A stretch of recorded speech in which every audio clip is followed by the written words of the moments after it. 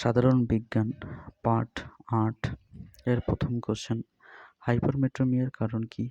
সেটি হলো চোখের লেন্সের ফোকাল দৈর্ঘ্যের অনেক লম্বা। কি পয়েন্টস,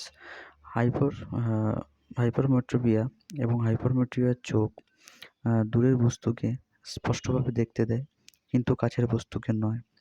এটি ঘটে যখন চোখের লেন্সের ফোকাল দৈর্ঘ্য খুব দীর্ঘ হয়ে যায় এবং চোখের গোলা ছোট হয়ে যায়। এটি উত্তল আকৃতির চশমা বা লেন্সের সাহায্যে সংশোধন করা যেতে পারে।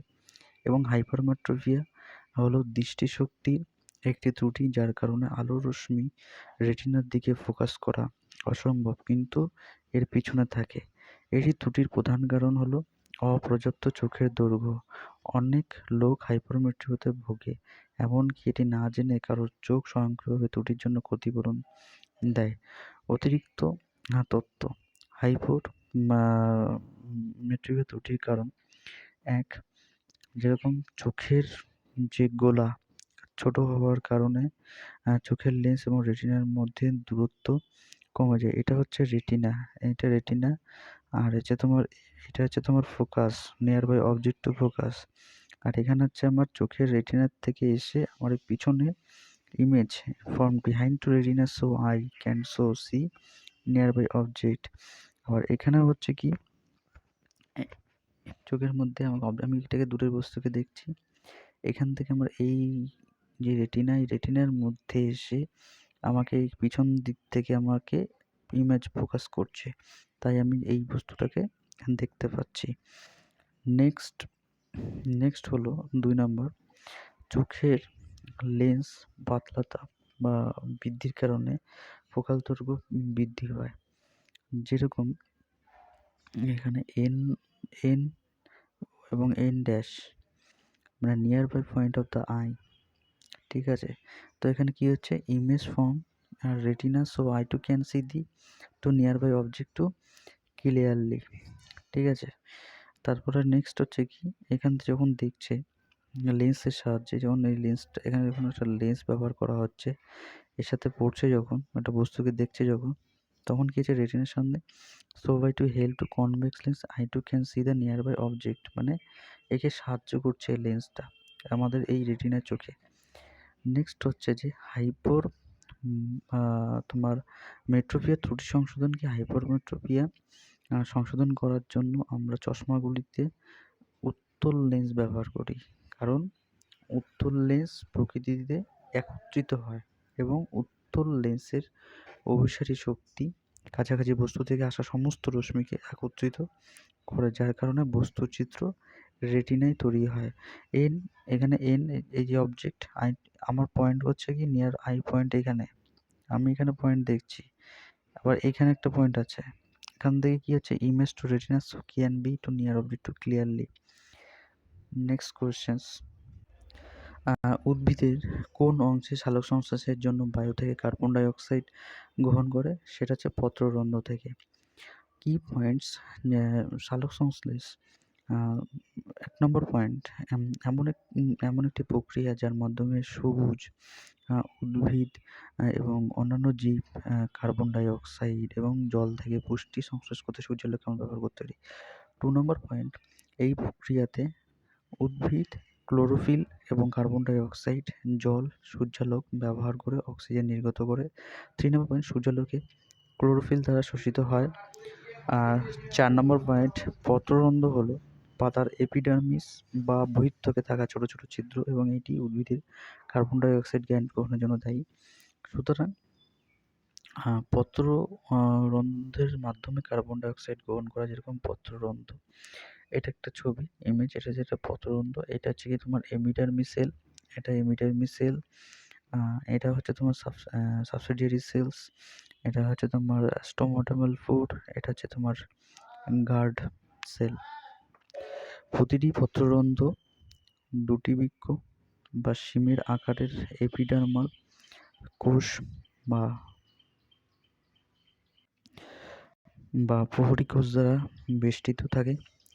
পত্ররন্ধ্র উদ্ভিদের মূল ব্যতীত যে কোনো অংশে থাকতে পারে।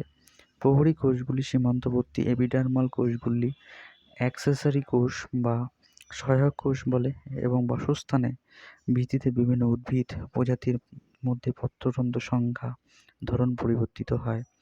অ্যাডিশনাল ইনফরমেশনস মূলরম মূলের এপিডার্মাল কোষ থেকে দীর্ঘ নলাকার বহির্বৃদ্ধিকে মূলরম বলে আখ্যায়িত করা হয়। এটি পুষ্টি গ্রহণ এবং জীবাণুর সংযোগ রক্ষা করার জন্য দায়ী। এবার হচ্ছে পত্রশিরা। পত্রশিরাকে এটি পাতায় জল, খনিজ এবং শর্করা পরিবহনের জন্য ব্যবহৃত হয়। দল দল উদ্ভিদের একটি মৌমাছি যেখানে অন্যান্য কীটপতঙ্গ আকর্ষণ করতে উদ্ভিদের ফুলের প্রয়োজনকারী অংশ। নেক্সট কোশ্চেন 3 নম্বর কোশ্চেন, কাচের প্রিজমে যাওয়ার পরে সাদা আলো কোন রং সর্বাধিক বেগে যায়? সেটা হচ্ছে বেগুনি বর্ণের। কি পয়েন্টস বেগুনি বেগুনি হচ্ছে কি 1 নম্বর পয়েন্ট যে প্রিজমের মধ্য দিয়ে যাওয়ার পরে সাদা আলোর বিচ্ছুরণকে সাদা আলোকে 7টি উপাদান রঙে বিভক্ত করার ঘটনা সংঘটিত। একটা প্রিজম আছে এখানে, একটু বিম টু হোয়াইট, এখান থেকে লাইট পড়ছে, লাইট পড়ার পরে এই সানলাইট বা বাল্ব লাইট পড়ার ফলে কি হচ্ছে এখানে 7টি রঙে বিভক্ত হচ্ছে এই প্রিজমের মধ্য দিয়ে। একটা হচ্ছে রেড, হচ্ছে অরেঞ্জ, হচ্ছে yellow, green, blue, indigo, violet. আর 2 নম্বর পয়েন্টের কি পয়েন্ট, দৃশ্যমান আলো সাদা আলো নামে পরিচিত। মূলত এই উপাদানগুলি রঙগুলির সমষ্টি। সাদা আলো যখন কাচের প্রিজমের যায় তখন তার বর্ণালী বেগুনি, নীল, আকাশি, সবুজ, হলুদ, কমলা, লাল বর্ণগুলি বিভক্ত হয়ে যায়। এই প্রক্রিয়াটিকে বিচ্ছুরণ হিসেবে আখ্যায়িত করা হয়। বেগুনি সবচেয়ে বেশি বেঁকে যায় বা প্রতিষ্ঠিত হয় কারণ দৃশ্যমান আলোর বর্ণালীতে বেগুনি আলোতে প্রায় 400 ন্যানোমিটার সংক্ষিপ্ত তরঙ্গ দৈর্ঘ্য থাকে, যেখানে তুলনায় লালে 450 ন্যানোমিটার থাকে। নেক্সট কোশ্চেন, গ্রীষ্মকালে দুধ তাড়াতাড়ি দইয়ে পরিণত হওয়ার কারণ কি? সেটি হচ্ছে কি তাপমাত্রা বৃদ্ধির সাথে সাথে ব্যাকটেরিয়া বৃদ্ধি বেড়ে যায়। তো সঠিক উত্তর হলো তাপমাত্রা বৃদ্ধির সাথে সাথে ব্যাকটেরিয়া বৃদ্ধি বেড়ে যাওয়ার কারণ 1 নম্বর পয়েন্ট।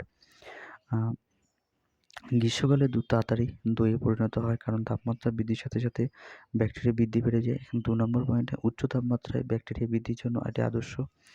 3, গ্রীষ্মকালে এটি ব্যাকটেরিয়া তাড়াতাড়ি সংখ্যায় বেড়ে যায়। 4 নম্বর পয়েন্ট, দইয়ের মধ্যে অনেক অণুজীব থাকে যার ফলে ল্যাক্টোব্যাসিলাস নামের ব্যাকটেরিয়া দই উৎপাদন ত্বরান্বিত করে। এবং 5 নম্বর কোশ্চেন, চিজ, আচার আরও অনেক খাদ্য সামগ্রী পুষ্টির সঙ্গে ব্যাকটেরিয়া যুক্ত। 6 নম্বর পয়েন্ট, তেল ও ভিনিগার ব্যবহারে আচার নষ্ট হয়ে যাওয়ায় প্রতিরোধ করার কারণে এই রকম পরিবেশে ব্যাকটেরিয়া বাঁচতে পারে না। ইম্পর্টেন্ট পয়েন্টস, দই তৈরির জন্য আদর্শ তাপমাত্রা হলো 37 থেকে 45 ডিগ্রি সেলসিয়াস, যা গ্রীষ্মকালে পাওয়া যায়। তাই এটা সহজে বোঝা যায় যে কেন দুধ গ্রীষ্মকালে দ্রুত দইয়ে পরিণত হয়, কারণ গ্রীষ্মকালে তাপমাত্রা বেশি থাকে যা ব্যাকটেরিয়া বৃদ্ধিকে উৎসাহিত করে। নেক্সট কোশ্চেন,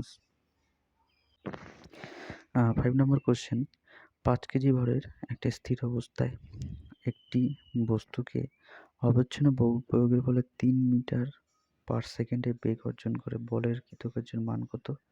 এটার অ্যান্সার হলো 22.5 জুল। এর ইকুয়েশনটা দেখে নেওয়া যাক। 22 পয়েন্ট যে জুল, এর ইম্পর্টেন্ট পয়েন্ট হচ্ছে নাম্বার 1, কার্যশক্তির উপপাদ্য।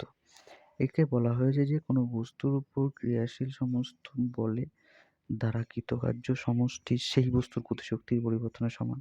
তাই সমস্ত বল দ্বারা কৃতকার্য হচ্ছে K1 KF ইন্টু KI। তাহলে W work half into M square minus half into M square. তাহলে এটা কে, যেখানে বি হচ্ছে চূড়ান্ত বেগ, ইউ হচ্ছে প্রারম্ভিক বেগ, এম হচ্ছে বস্তুর ভর। এবার হচ্ছে গণনা। গণনা কি?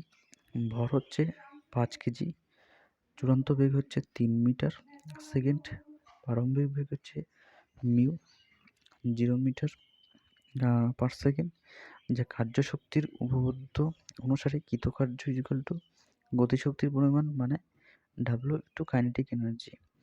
প্রারম্ভিক বেগ যদি শূন্য বা প্রারম্ভিক গতিশক্তি শূন্য হবে তাহলে কৃতকার্য যদি ডাব্লিউ হয়, চূড়ান্ত গতিশক্তি কত হবে? Half into M square.